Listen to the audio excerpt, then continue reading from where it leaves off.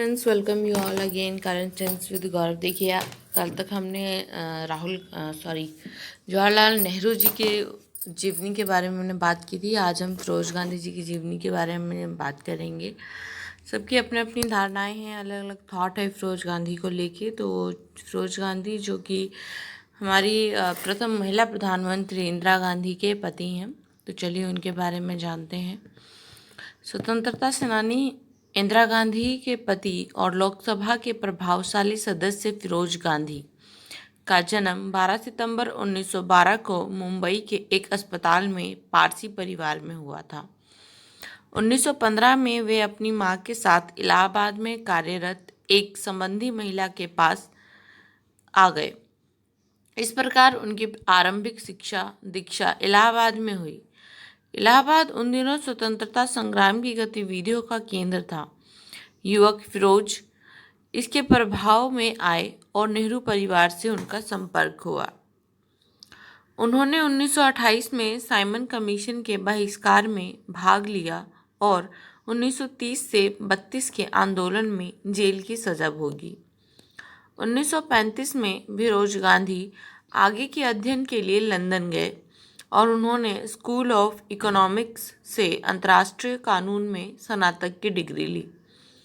क्षय रोग से पीड़ित कमला नेहरू की फिरोज ने भारत और जर्मनी के चिकित्सालय में बड़ी सेवा की।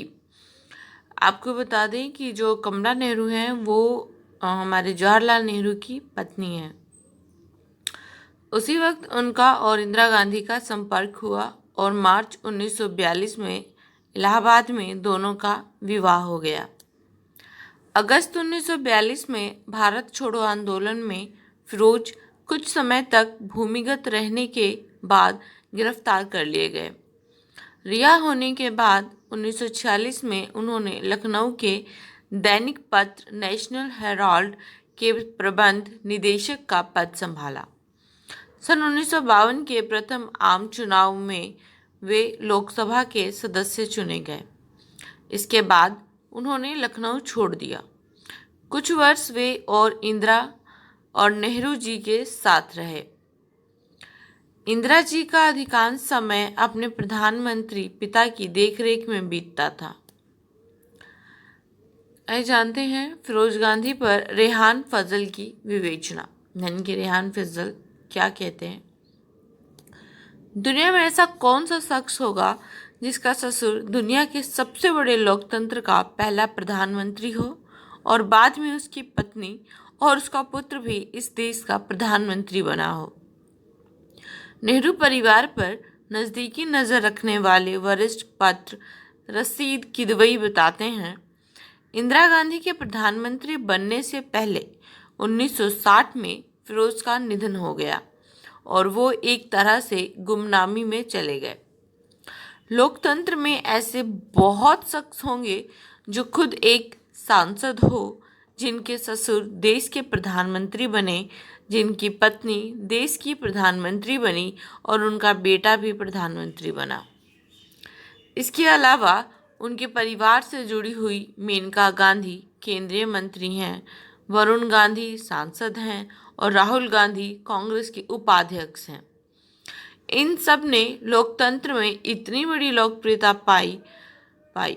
तानाशाही और बादशाहत में तो ऐसा होता है, लेकिन लोकतंत्र में जहां जनता लोगों को चुनती हो, ऐसा बहुत कम होता है। जिस नेहरू गांधी डायनेस्टी की बात की जाती है, उसमें फिरोज का बहुत बड़ा योगदान था, जिसका कोई जिक्र नहीं होता और जिस पर कोई किताबें या लेख नहीं लिखे जाते। फिरोज गांधी का आनंद भवन में प्रवेश इंदिरा गांधी की मां कमला नेहरू के जरिए हुआ था। एक बार कमला नेहरू इलाहाबाद के गवर्नमेंट कॉलेज में धरने पर बैठी हुई थी। बर्टिकल फॉक बताते हैं, जब कमला ब्रिटिश सरकार के खिलाफ नारे लगा रही थी तो फिरोज गांधी कॉलेज की दीवार पर बैठकर ये नज़ारा देख रहे थे। वो बहुत गर्म दिन था। अचानक कमला नेहरू बेहोश हो गई। आइए अब उनके परिवार और करियर के बारे में जानते हैं। 1930 में कांग्रेस के स्वतंत्रता सेनानियों की वानर सेना का निर्माण किया गया। इसके बाद एविंग क्रिश्चियन कॉलेज के बाहर महिला प्रदर्शनकारियों को रोकते हुए ही उनकी मुलाकात कमला नेहरू और इंदिरा गांधी से हुई।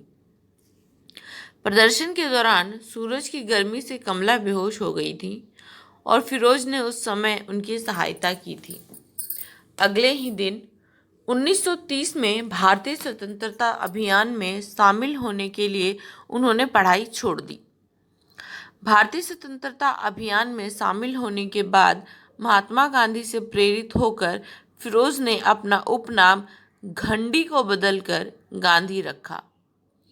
1930 में लाल बहादुर शास्त्री, जो भारत के दूसरे प्रधानमंत्री और उस समय वे इलाहाबाद जिला कांग्रेस समिति के मुख्य थे, उनके साथ उन्हें भी जेल जाना पड़ा और उन्हें फैजाबाद के जेल में 19 महीनों तक रहना पड़ा। रिहा होने के तुरंत बाद वे उत्तर प्रदेश के कृषि और कोई कर ना दिए जाने वाले अभियान में शामिल हो गए और इस वजह से जब वे नेहरू के करीब रहकर काम कर रहे थे तब 1932 और 33 में 2 बार जेल जाना पड़ा था। 1933 में फिरोज ने पहली बार इंदिरा को प्रपोज किया, लेकिन इंदिरा और उनकी माता ने इसे अस्वीकार कर दिया। इंदिरा का पालन पोषण नेहरू परिवार के आसपास ही हुआ है। कहा जाता है कि जब इंदिरा की माता कमला नेहरू की हालत टीबी की वजह से खराब हुई थी और इंदिरा की उन्हें 1934 में भोपाली के अस्पताल में ले गई थी और इसके बाद जब उन्हें अचानक इलाज के लिए यूरोप जाना पड़ा तो इंदिरा ने ही उनकी यात्रा के सारे बंदोबस्त किए थे, लेकिन अंत में 28 फरवरी 1936 को कमला नेहरू की मृत्यु हो गई।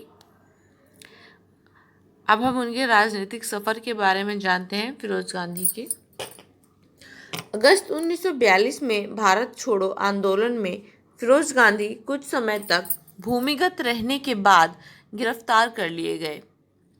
रिहा होने के बाद 1946 में उन्होंने लखनऊ के दैनिक पत्र नेशनल हेराल्ड के प्रबंध निर्देशक का पद संभाला। 1952 के प्रथम आम चुनाव में वे लोकसभा के सदस्य चुने गए। इसके बाद उन्होंने लखनऊ छोड़ दिया। कुछ वर्ष वे और इंदिरा नेहरू जी के साथ रहे। इंदिरा जी का अधिकांश समय प्रधानमंत्री पिता की देखरेख में बीतता था। 1956 में फिरोज गांधी ने प्रधानमंत्री निवास में रहना छोड़ दिया और वे सांसद के साधारण मकान में अकेले ही रहने लगे। 1957 में वे पुनः लोकसभा के सदस्य निर्वाचित हुए। इस बार उन्होंने संसद में भ्रष्टाचार के कई मामले उठाए। इन्हीं के कारण वित्त मंत्री टीटी कृष्णमाचारी को अपने पद से हटना पड़ा। वे नेहरू परिवार से अपने संबंधों की परवाह किए बिना प्रधानमंत्री की कई नीतियों, विशेषतः औद्योगिक नीतियों की कटु आलोचना करते थे। वे बड़े लोकप्रिय सांसद थे, पर निजी जीवन में अंतिम वर्षों में बहुत एकाकी हो गए थे। उनके दोनों पुत्र राजीव गांधी और संजय गांधी भी अपनी मां के साथ प्रधानमंत्री निवास में ही रहते थे। उनका मृत्यु जानते हैं। फिरोज गांधी को 1960 में दिल का दौरा पड़ा। इंदिरा जी उस समय महिला सम्मेलन में भाग लेने के लिए केरल गई हुई थी। सूचना मिलते ही वे तुरंत दिल्ली आ गई और 8 सितंबर 1960 ईस्वी को फिरोज गांधी का देहांत हो गया।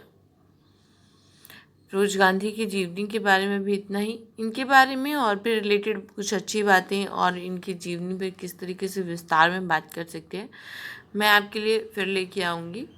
अभी के लिए नमस्कार। कमेंट आपको वीडियो पसंद आने पर लाइक कीजिए, शेयर कीजिए, कमेंट कीजिए और साथ ही में बताइए कि आप किसकी बायोग्राफी जानना चाहते हैं, क्या जानना चाहते हैं। Thank you, bye bye.